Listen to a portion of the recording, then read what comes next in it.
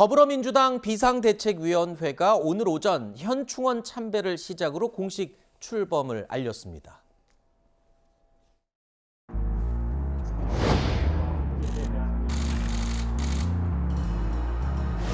국민들께서 저희들에게 주신 메시지가 무엇인가라고 하는 것을 잘 새겨서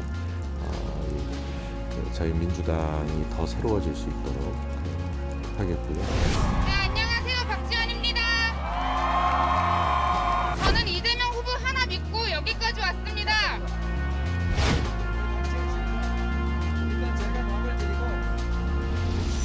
지현 씨가 그걸 독하게 찾은 거 아닙니까? 국가가 해야 될 일을 국가도 못하는 일을 몇 사람이서 한 거지 않습니까?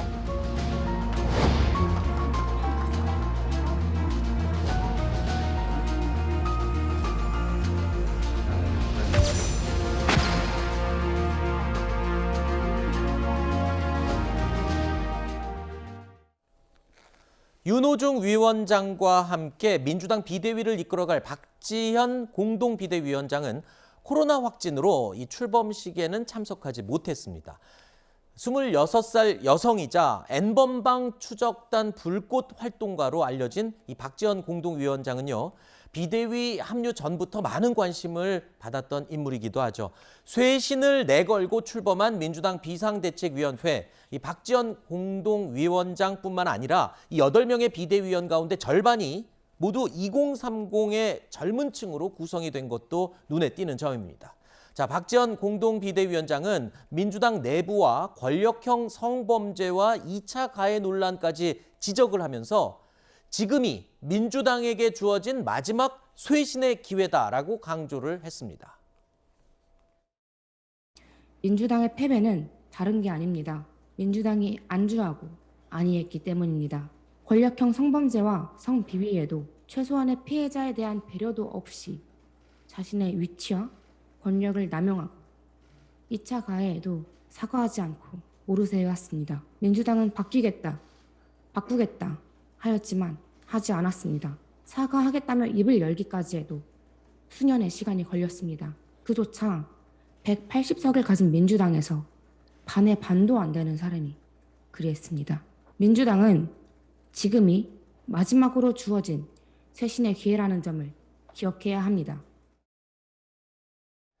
이렇게 민주당이 공동비대위원장에 586 세대와 함께 20대 여성을 임명한 것 눈에 띄는 점인데, 아무래도 이번 대선에서 이재명 후보가 2030 여성들의 지지를 상당히 많이 받았던 점, 이게 반영된 거라고 봐도 되겠죠. 그런데 저는 이제 좀 우려되는 점은 박지현 씨 같은 경우에는 정치 경력이 사실상 거의 전무하다시피 합니다. 네. 그렇다라고 하면 물론 어떤 쇄신의 이미지로는 어느 정도 의미가 있겠습니다만은 중요한 의사결정은 결국 이번 대선 패배에 책임이 있는 윤호중 전 원내대표가 많이 하게 되지 않을까라고 하는 전망이 일단 한 가지가 있고요. 일단 상징적으로만 존재하고요. 네, 그럴 위험성이 있다라는 걸 지적하고, 또 한 가지는 저희가 조금 착시가 있는 것이 이번 선거에서 이재명 후보가 여성표를 많이 받았다라고 우리가 모두 얘기하고 있는데 네. 이것은 사실과는 조금 다릅니다. 왜냐하면 절대 표수로는 윤석열 후보보다 많이 받은 것은 사실이지만 네.